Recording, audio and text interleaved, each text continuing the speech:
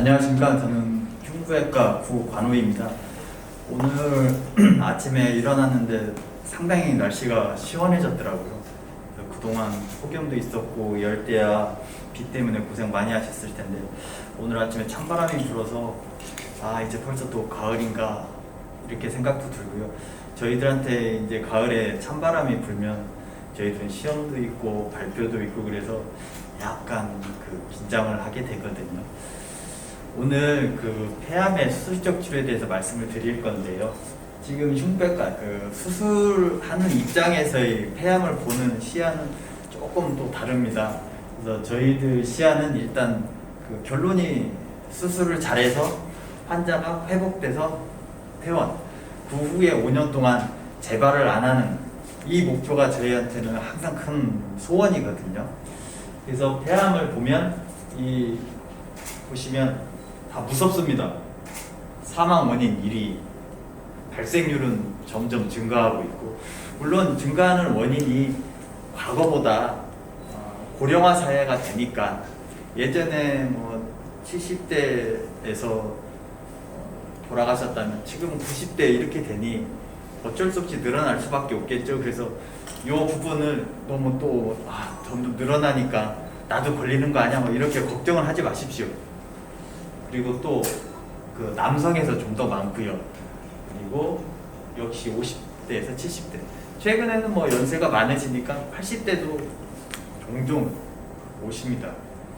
그리고 아까 얘기했던 최신 한 20년 전부터 여성, 담배 피지 않은 여성에서 조금 폐암이 증가하고 있고요.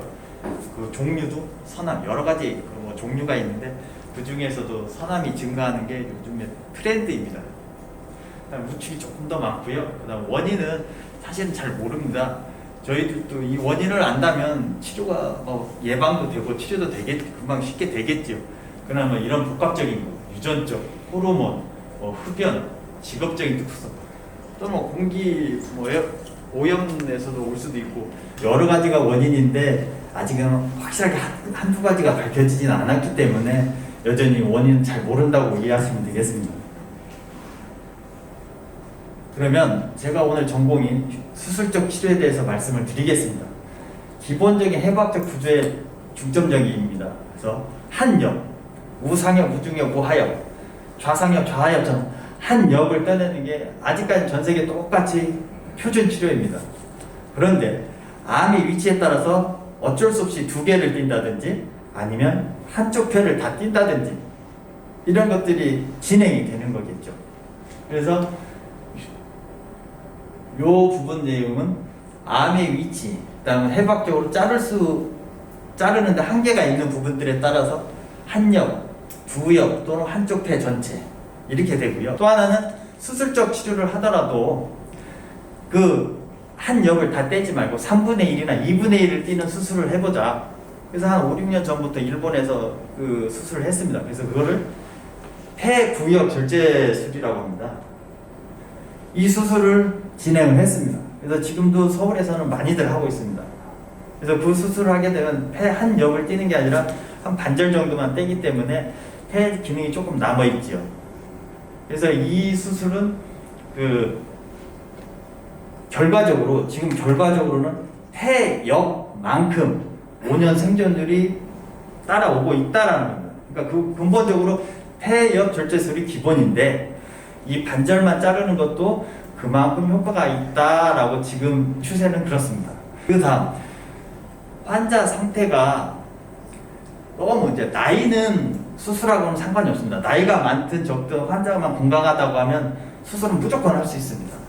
그러나 여전히 나이가 저희들 기준으로 볼 때는 80세를 넘으시면 역시 회복에 조금 더딘 감은 있습니다. 그래서 나이가 워낙 고령이거나 그 다음 몸 상태가 조금 수술이 힘들 것 같다. 그리고 폐 기능 검사를 해서 심장이나 폐나 다른 전신적인 상태가 이 수술을 못 견딘다라고 하면 조금 넓게 쐐기 모양으로 잘라내는 쐐기 수술도 있습니다. 이 수술은 사실은 완벽한 수술은 아니죠. 흉부외과 수술은 우리가 수술해서 잘못됐을 때 잘라내면 되라는 말을 못합니다. 그건 곧 사망하고 연결이 되거든요. 그래서 수술이 아무리 잘 됐어도, 수술이 원하는 대로 됐어도 환자가 못 견디면 사망합니다. 근데 이거를 정신적인 스트레스 또한 이건 말도 안 되는 상황이잖아요. 그렇기 때문에 저희들이 수술 전에 여러 가지 검사를 아까도 말씀드렸듯이 손지훈 교수님이 다 해주십니다. 그러면 수술을 한다고 했을 때 저희들도 다시 한번 다시 체크를 하고 몇 가지 검사를 추가를 하게 되죠. 가장 기본이 되는 것은 폐기능 검사입니다. 그래서 폐기능 검사가 아마 보시면 그냥 있는 힘껏 불어내는 검사가 있습니다. 그래서 거기서 1초간 얼마만큼 불어내느냐 그 양에 따라서 이 정도면 수술 충분히 할 수 있겠다. 이 정도면 요 정도 할 수 있겠다. 이런 것들이 결정이 됩니다. 그러나 이것도 아직은 정확한 그 1, 2, 3, 4 이런 식으로 되어 있지 않습니다. 어느 정도 약간 그 모호한 경우가 있고요. 그래서 어떤 경우에는 다른 검사도 있고 다른 검사도 있고 여러 가지 추가적인 검사가 있습니다. 그래서 저 같은 경우에는 대개의 경우 이 폐기능 검사를 기본적으로 하고 이 폐기능 검사가 혹시 대화가 잘 안 됐다든지 검사할 때 이게 적극적으로 하지 않으면 이게 숫자가 좀 떨어져서 나오거든요. 그러면 떨어져서 나오면 수술을 할 수 있는 환자를 못 할 수도 있거든요. 그래서 그런 경우에는 환자한테 물어봅니다. 그 어르신 아침에 일어나면 뭐 하십니까? 라고 물어봤을 때 나는 한 바퀴 동네를 돕니다. 그러면 얼마큼 도는데요? 라고 했을 때 한 1km 된다. 그러시면 1km 쉬지 않고 걸으실 수 있어요? 걷는다고 하면 사실 수술할 수 있습니다. 그런데 또 문제가 있죠. 여기에는 사실은 심폐기능이 충분히 좋으신데 무릎이 안 좋아서 못 걷는 분도 계시고요. 허리가 안 좋아서 또 못 걷는 분들이 계세요. 그래서 그런 부분들을 저희들이 종합적으로 판단을 해서 이분은 수술할 수 있겠다라고 해서 수술이 진행됩니다. 수술 후에 아까도 말씀드렸듯이 폐는 5개인데 그 중에 1개가 없어졌을 때, 2개가 없어졌을 때 폐기능의 감소가 당연히 일어나거든요. 그리고 심장은 예전에 5개가 하던 것을 3개가 하거나 4개가 하기 때문에 심장에는 부담이 오고요. 그 다음 수술했으니까 또 아픕니다. 특히 이 옆구리 수술은 호흡을 하기 때문에 계속 호흡할 때마다 아파요. 그래서 이런 부분들이 이 폐기능 저하를 일으키고 심장도 힘들어하고 이런 것들을 저희들은 미리 준비하고 수술 후에도 관리를 해서 성공을 시켜야 되겠죠. 그래서 통증, 그 다음에 이제 흉관 수술하고 나서 관이 있어서요. 그 관리를 좀 해야 되고, 그 다음 연세가 많으시고 요즘 그러다 보니까 당뇨 환자, 그 다음 마르신 분들 여러 가지 영양 관리도 하고, 근데 이 정기적 관리도 있습니다. 실질적으로 흉벽과 수술 큰 수술이기 때문에 환자분들, 고령인 분들 수술하고 나서 이 선망이라고 하는 그 정신에 혼동이 옵니다. 그럼 여기가 어딘지도 혼동이 오고 여기가 지금 감옥이냐 막 이런 힘들어 하시거든요. 이런 것들도 관리를 잘 해야 되고 혈전 처리도 잘 해야 되고요. 마지막 슬라이드입니다.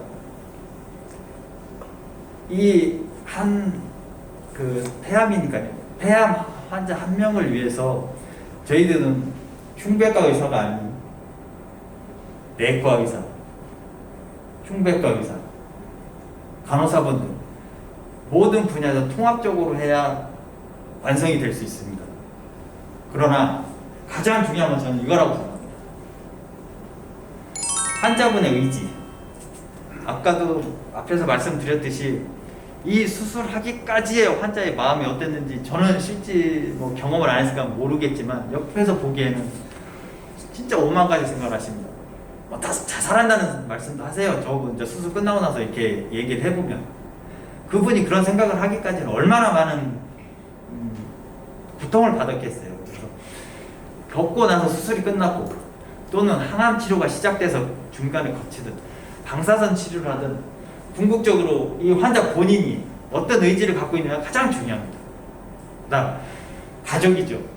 부부가 있다라고 하면 남편이든 부인이겠고요. 물론 요즘은 자식이 그렇게 도움이 안 되는 세상인 것 같은데요. 그래도 한 가족이라고 하는 이 테두리 안에서 정말 많은 대화, 오만 가지 얘기를 해야겠죠. 화도 나고 울기도 하고 도와주지 않으니까 짜증도 나고 또 어떤 때는 기분도 좋고 이런 것들을 가족이 같이 해나가지 않으면 정말 외롭고 힘들어요. 그래서 암 환자 본인도 또는 부부도 가족이 다 같이 많은 그 대화 좀 하고 솔직하게 감정 표현도 해가면서 저희와 같이 하신다면 좋은 결과가 있을 거라 생각합니다. 이상입니다.